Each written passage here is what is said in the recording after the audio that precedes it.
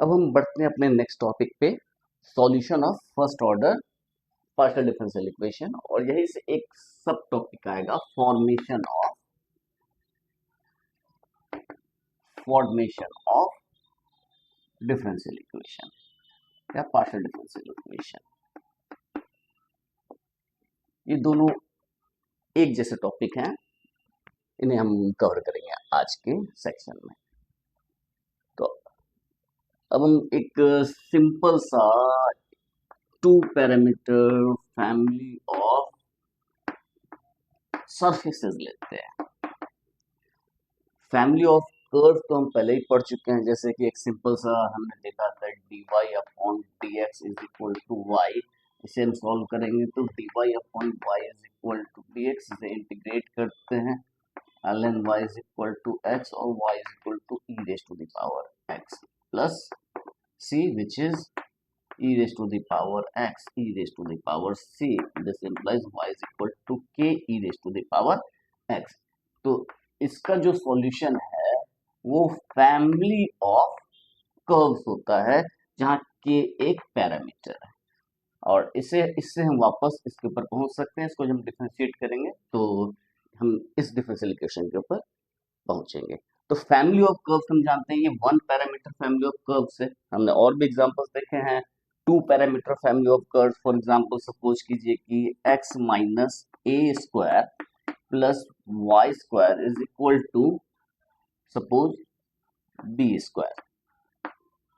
तो ये जो है फैमिली ऑफ सर्कल्स है जिसका सेंटर एक्स एक्सिस पे है और रेडियस बी है।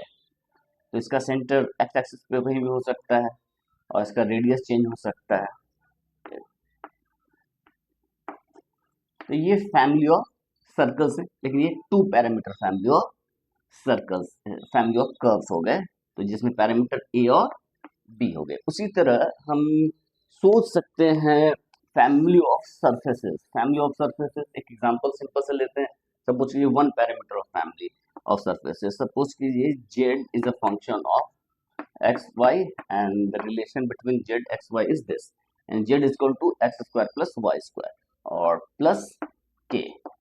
तो k यहाँ पर एक पैरामीटर हो गया। इस ये जो है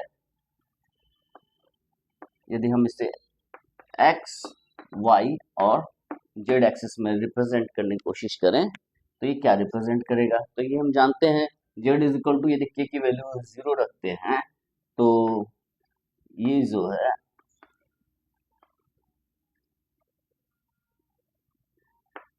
एक कोण होगा जिसका z इक्वल टू 0 के इंटरसेक्शन z इक्वल टू 0 पे ये कोण बनेगा। फिर यदि हम k की वैल्यू 1 रखते हैं तो ये z इक्वल टू 1 पे ये कोण बनेगा। फिर जो डिफरेंट वैल्यूज रखेंगे k के उसके बेसिस पे अलग अलग कोन्स बनता चला जाएगा। तो ये क्या है, ये कोण क्या है, एक सरफेस हुआ। तो ये जो है ये फैमिली ऑफ सरफेसेस है और जहां पर पैरामीटर क्या है, k है। तो ये one parameter family of surface है। उसी तरह हम two parameter family of surface की बात कर सकते हैं।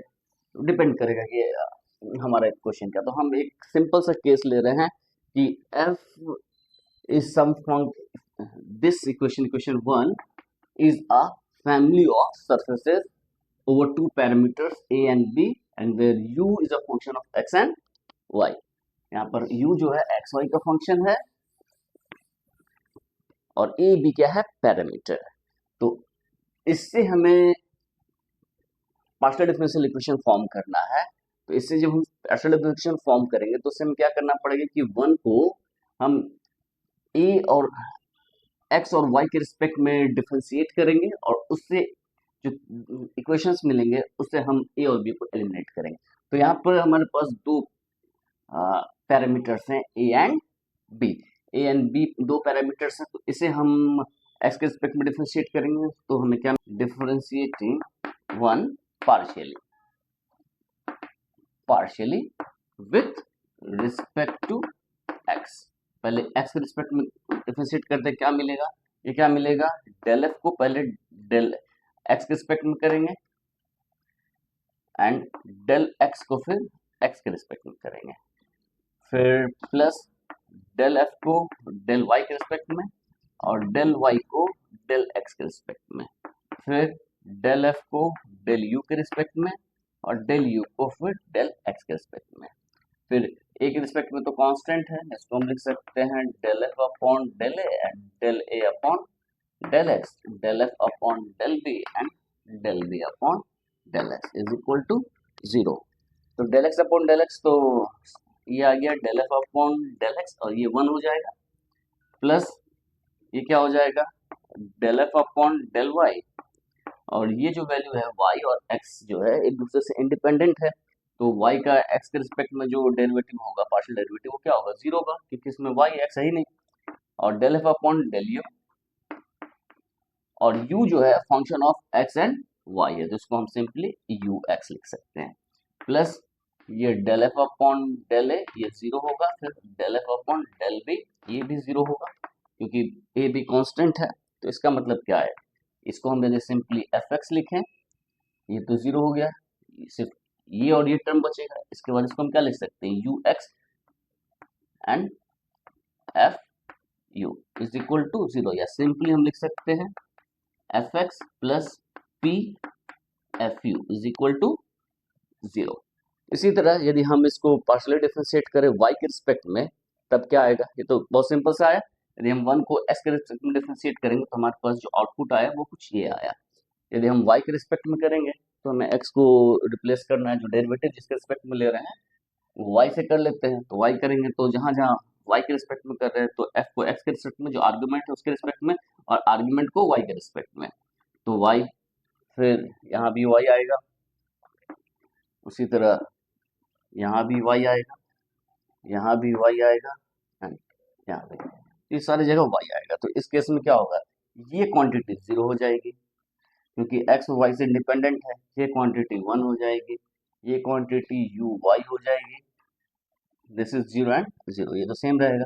और उस केस में ये क्वांटिटी क्या हो जाएगी, ये तो 0 हो गया, सिर्फ एफ वाई वाला टर्म बचेगा, f y u y f u, तो ये क्या हो जाएगा उस केस में, this is f y u y को हमने क्यू माना था, q f u is equal to 0। तो हम यदि डिफरेंशिएट करें 1 को x और y के रिस्पेक्ट में, तो हमारे पास दो रिजल्ट क्या आएंगे,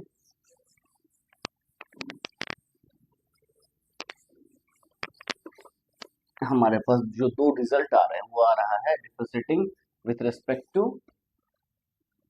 x and y, we get, हमें क्या मिलेगा, मिलेगा f x plus p f u is equal to 0 and f y plus q f u is equal to 0। This is second, this is third. यहाँ पर p q क्या है हमें पता है, where p is del u upon del x यानी कि u x, and q is del u upon del y, this is u y. तो ये तो बहुत सिंपल सा है।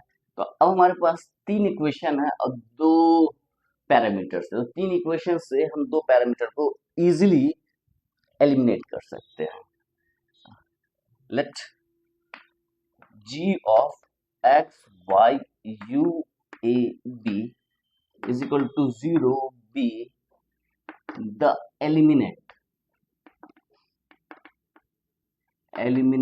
of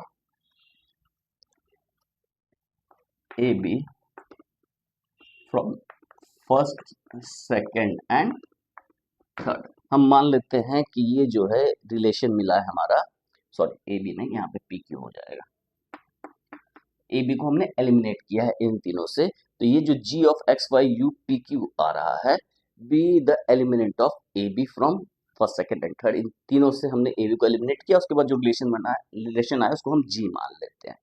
तो इसे जो है इसको यदि हम 4 मान लें तो ये एक डिफरेंशियल इक्वेशन है, तो हम बोलते हैं कि one surface one the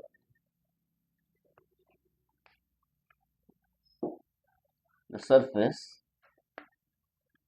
one जो है is called the complete integral, complete solution या कंप्लीट इंटीग्रल। कंप्लीट इंटीग्रल और complete solution of partial differential equation 4। Partial differential equation 4, ठीक है। तो हमने क्या देखा कि सरफेसेस से हमें पार्शियल डिफरेंशियल इक्वेशन मिल रहा है, कर्व से हमें ऑर्डिनरी डिफरेंशियल इक्वेशन मिलेगा, क्योंकि वहां पर एक के ऊपर डिपेंड है। यहाँ पर जो अननोन क्वांटिटी u है वो दो वेरिएबल के ऊपर डिपेंड करता है। तो ये तो हमारा कंप्लीट इंटीग्रल मिला। अब क्वेश्चन राइज होता है कि जनरल सॉल्यूशन क्या होगा। जनरल सॉल्यूशंस क्या यही, इसी को हम जनरल सॉल्यूशन बोलेंगे? नहीं, ये कंप्लीट इंटीग्रल है। जनरल सॉल्यूशन की डेफिनेशन कुछ इस तरह से है। जनरल सॉल्यूशन कहते हैं किसको है? तो कंसीडर करते हैं, consider a partial differential equation f, suppose कीजिए g of x y u a b p q is equal to 0। ये कोई first order partial differential equation है। तो ये जो डिफरेंशियल इक्वेशन है इसमें where p is equal to ux, q is equal to uy and u is some function of xy। जो x y है वो इंडिपेंडेंट वेरिएबल है और u डिपेंडेंट वेरिएबल है। इसके ये हमारे पास डिफरेंशियल इक्वेशन है। अब हम सपोज करते हैं इफ सम फंक्शन g हम एज्यूम किया h of phi psi is equal to 0। ये h जो है phi और psi का कोई फंक्शन है, जहां phi psi कोई नोन फंक्शन है और ये h जो है आर्बिट्री फंक्शन है। phi psi का कोई भी आर्बिट्री फंक्शन है। h phi psi is equal to 0 be an arbitrary function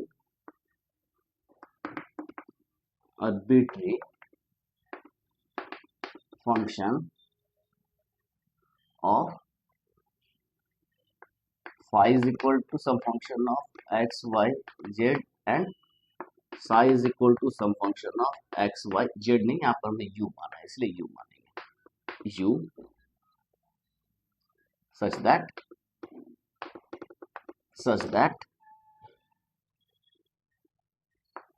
h of phi psi is equal to 0 is a solution of g is equal to 0, then h of phi psi is equal to 0 is called general solution of g is equal to 0। यदि h is equal to phi psi is equal to 0, यदि ये solution हो जाए इसका, तब हम बोलते हैं कि h जो है वो जनरल सॉल्यूशन हो गया g is equal to 0 का। तो ये जनरल सॉल्यूशन है। तो क्वेश्चन राइज होता है कि हम क्या कंप्लीट इंटीग्रल से जनरल सॉल्यूशन पे आ सकते हैं? तो आंसर इज यस। देखते हैं उसको। अब हम देखते हैं कंप्लीट इंटीग्रल से जनरल सॉल्यूशन कैसे फाइंड आउट करते हैं। तो हम जानते हैं कि f of x y u a b is equal to 0। हम एज्यूम करते हैं let is equal to 0 be the complete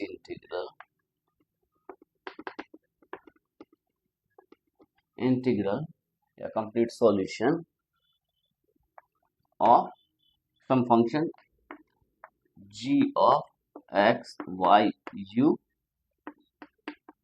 p q is equal to 0।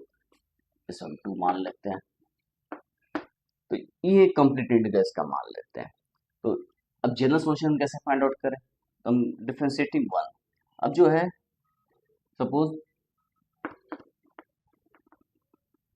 यहाँ पर हमने a और b को आर्बिट्री कांस्टेंट्स हैं, तो हम b को सम फंक्शन ऑफ a के रूप में हम ट्रीट कर रहे हैं। वैसे ये दोनों इंडिपेंडेंट एक दूसरे से, लेकिन हम एज्यूम करते हैं suppose b is some function of a, then 1 can be written as, then 1 can be written as f of x y u a b a is equal to 0। इसे हम 3 एज्यूम करते हैं। अब जो है ये जो इक्वेशन है f, इसको यदि हम a के रिस्पेक्ट में डिफरेंशिएट करते हैं, differentiating third partially with respect to a, we get a के रिस्पेक्ट में करेंगे तो क्या मिलेगा कि f x y u तो a पे डिपेंडेंट है ही नहीं, तो इसका डेरिवेटिव x y u इसका 0 हो जाएगा, जिसको हम क्या लिख सकते हैं, del f upon del a के रिस्पेक्ट में, और del a upon del a 1 हो जाएगा, अब plus del f upon del b और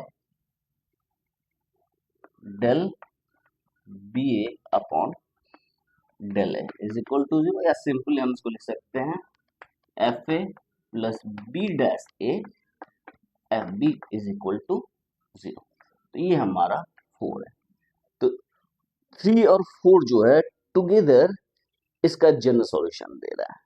then 3 and 4 equation 3 and 4 together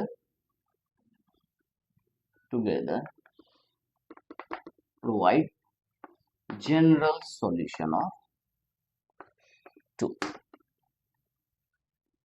जो हमारा नेक्स्ट सेक्शन है वो है सिंगुलर सॉल्यूशन। तो सिंगुलर सॉल्यूशन को हम जनरल सॉल्यूशन से फाइंड नहीं कर सकते, लेकिन कंप्लीट इंटीग्रल से हम सिंगुलर सॉल्यूशन को फाइंड आउट कर सकते हैं। हम यहाँ फिर से अज्यूम करते हैं कि 1 जो है कंप्लीट इंटीग्रल है 2 का, यानी f is the complete integral of g, और हम ये भी जानते हैं कि envelopes are singular solution if they exist. यदि इनवेलप किसी फैमिली ऑफ सरफेसेस का एग्जिस्ट करेगा तो वही इसका सिंगुलर सॉल्यूशन हो जाएगा। तो इसका सिंगुलर सॉल्यूशन, इसका जो इनवेलप है हम कैसे फाइंड आउट करेंगे, तो हम सिंपली इसको ए और बी के रिस्पेक्ट में डिफरेंशिएट करते हैं। Differentiating 1 partially with respect to a and b, partially with respect to a and b we get, यदि a के रिस्पेक्ट में करेंगे तो क्या मिलेगा, ये f a x y u a b is equal to 0, and यदि b के रिस्पेक्ट करेंगे तो क्या मिलेगा, f b x y u a b is equal to 0। इसको हम मान लेते हैं थर्ड, इसको मान लेते हैं 4। तो फर्स्ट, थर्ड और फोर्थ से हम ए बी को एलिमिनेट कर सकते हैं, यदि एग्जिस्ट करेगा, एलिमिनेट हो रहा है। The एलिमिनेंट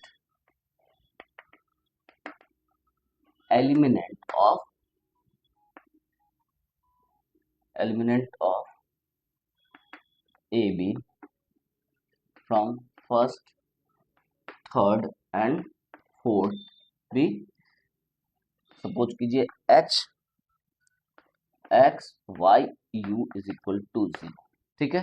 if h exists, if h is equal to 0 exist, then h is the singular solution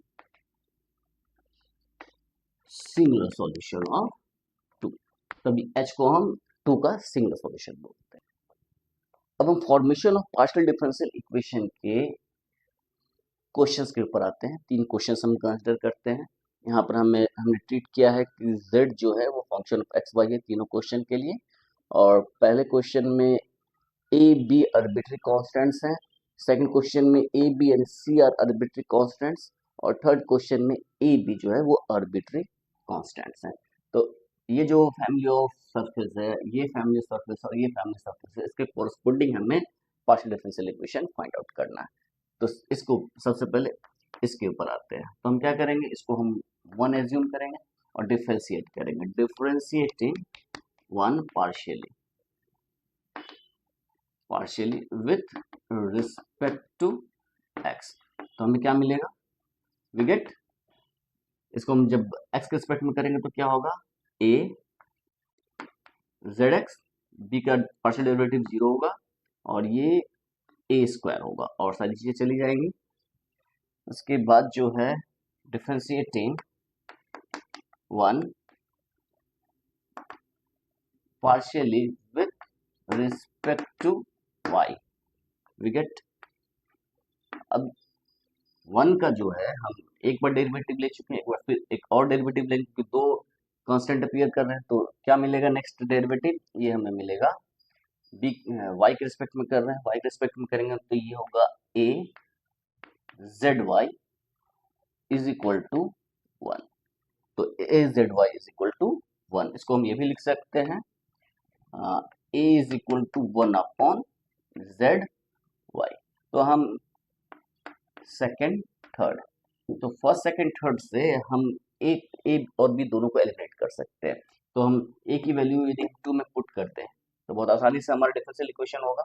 हम लिख सकते हैं from second and third we get, a की वैल्यू हमने लिखा 1 upon z y z x is equal to 1 upon z y square, और ये value क्या हो जाएगी, ये वैल्यू हो जाएगी this implies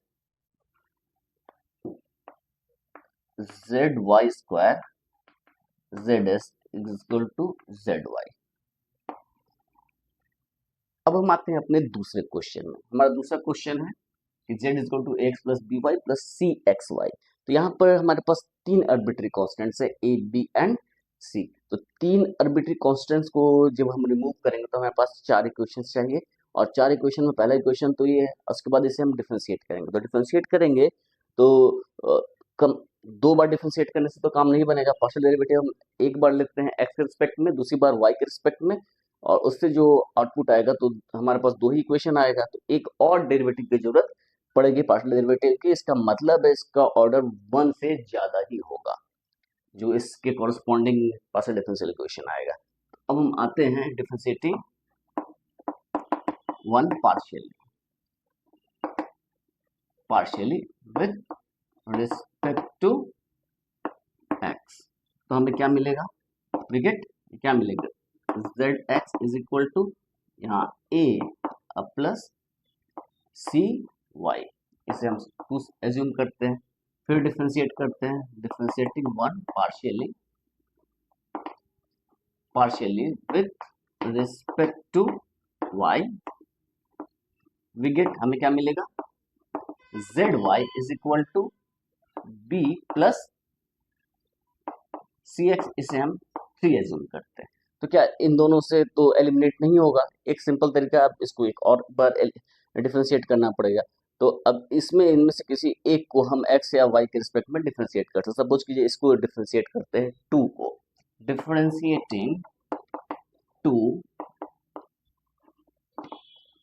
partially with respect to x, हमें क्या मिलेगा, we get z x x is equal to 0, क्योंकि राइट हैंड साइड में x है ही नहीं तो इसका पार्शियल डेरिवेटिव 0 हो जाएगा। तो z x x is equal to 0।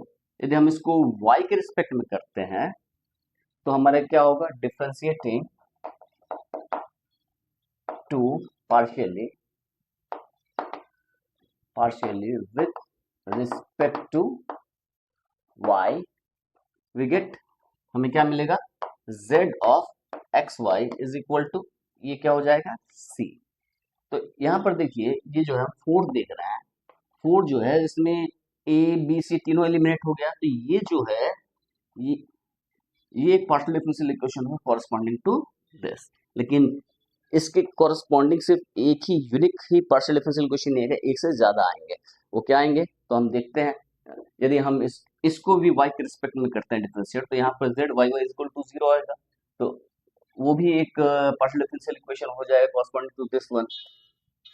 अभी हम डिफरेंशिएट करते हैं 2 partially with respect to y, तो हम पहले वही केस ले लेते हैं, इसको ले लेते हैं differentiating 3 partially with respect to y, we get z of y y is equal to 0। तो ये जो इक्वेशन है सपोज करते हैं 5, तो this one is also solution of 1, इसके बावजूद हम एक और डिफरेंशियल इक्वेशन निकाल सकते हैं। अब निकालते हैं differentiating second partially with respect to y, we get, हमें क्या मिलेगा, z of x y is equal to c. यदि हम इसको y के रिस्पेक्ट में करेंगे तो c मिलेगा, और इसको यदि हम x के रिस्पेक्ट में करेंगे तो भी c मिलेगा। यदि हम थर्ड को भी डिफरेंशिएट करें z ऑफ y x, वो भी c आएगा। यदि थर्ड को हम x के रिस्पेक्ट में करेंगे तो ये दोनों केस में सेम ही आ रहा है, तो इन दोनों को हम एज्यूम करते हैं कि z of x y is equal to z of y x है। तो अब जो है हम ये इक्वेशन 6 है, तो हमारे पास चार इक्वेशन है 1 2 3 एंड 6। तो इन चारों से ए बी सी को हम इजिली एलिमिनेट कर सकते हैं। तो कैसे एलिमिनेट करें? एलिमिनेट करने का अपना प्रोसेस हो सकता है, बहुत सारा प्रोसेस है। एक सिंपल सा तरीका ये है, ये डिटरमिनेंट के फॉर्म में हम लिख दें, उसके बेसिस पे भी हम उसको एक्सपेंड करेंगे तो निकल जाएगा, तो डिटरमिनेंट में कैलकुलेशन ज़्यादा हो जाएगा। इस तरह हम सिंपली भी देख सकते हैं। ये सपोज कीजिए यहाँ पर यदि हम इसको x से मल्टीप्लाई कर देते हैं, तो x जेड एक्स, 1 को हमने x 2 को x से मल्टीप्लाई किया, तो 1 plus x z x plus a x plus c of x y होगा। उसी तरह सेकेंड को y से मल्टीप्लाई करते हैं, तो y z y is equal to b y plus c of x y होगा। और यदि इसको हम 7 और 8 एज्यूम कर लेते हैं, और इसके हेल्प से हम इसको ऐड कर देते हैं, 7 प्लस 8, देखिए तो क्या आ रहा है, ये आएगा x z x plus y z y is equal to a x plus b y plus 2c x y. तो ये आया। तो यहाँ पर हम देख सकते हैं कि x z x plus y z y is equal to, यहाँ पर a x plus b y plus c x y, तो इसको हम 2 बार सी एक्स वाई लिख लेते हैं, सी x Y plus c x y. तो यहाँ से यहाँ तक का जो सेक्शन है वो तो z हो जाएगा, इसको हम लिख सकते हैं z plus c x Y, और ये वैल्यूज क्या हो जाएगी, ये वैल्यू हो जाएगी x z x plus y z y is equal to z plus c की वैल्यू जो है जेड ऑफ एक्स वाई लिख सकते हैं, तो x y z x y. तो ये जो हमारा 9 है, तो हमारे पास 3 इक्वेशन मिले, फिफ्थ,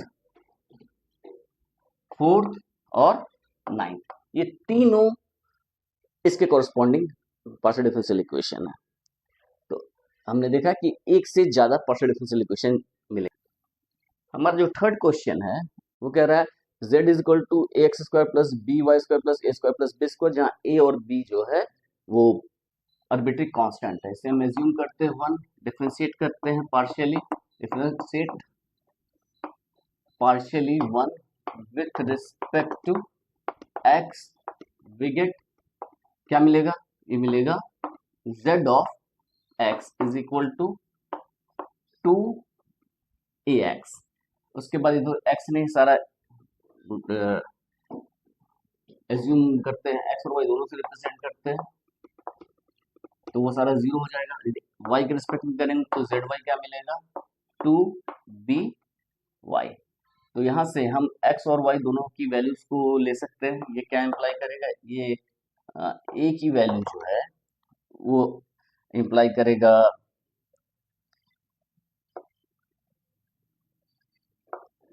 zx अपॉन 2x, यहाँ से b की वैल्यू आ जाएगी zy अपॉन 2y।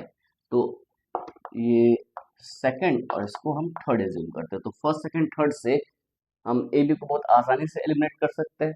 यानी कि हम सेकंड थर्ड से ए बी की वैल्यू 1 में डाल देते हैं, तो z की वैल्यू क्या हो जाएगी, a की जगह zx upon 2x x square plus b की जगह zy upon 2y y square plus a square is zx square plus 4 x square plus zy square upon 4 y square. तो दिस वन इज ये 4x² y² LCM हो जाएगा, तो 4x² y² z is equal to, और यहाँ हो जाएगा 2 of x y² zx plus 2 of y x³ हो जाएगा, यहाँ पर x² पहले से मल्टीप्लाई है, 2 of x² y³ zy plus y² zx² plus x² zy²। तो ये हमारा पार्शियल डिफरेंशियल इक्वेशन हो गया कोरस्पॉन्डिंग टू दिस। तो ये बहुत ही आसान था। हम पार्शियल डिफरेंशियल इक्वेशन को जब हमें कंप्लीट इंटीग्रल दिया हो तो उससे बहुत आसानी से उसके कोरस्पॉन्डिंग पार्शियल डिफरेंशियल इक्वेशन को फाइंड आउट कर सकते हैं। अब क्वेश्चन राइज होता है कि क्या हम जनरल सॉल्यूशन से पार्शियल डिफरेंशियल इक्वेशन को फाइंड आउट कर सकते हैं?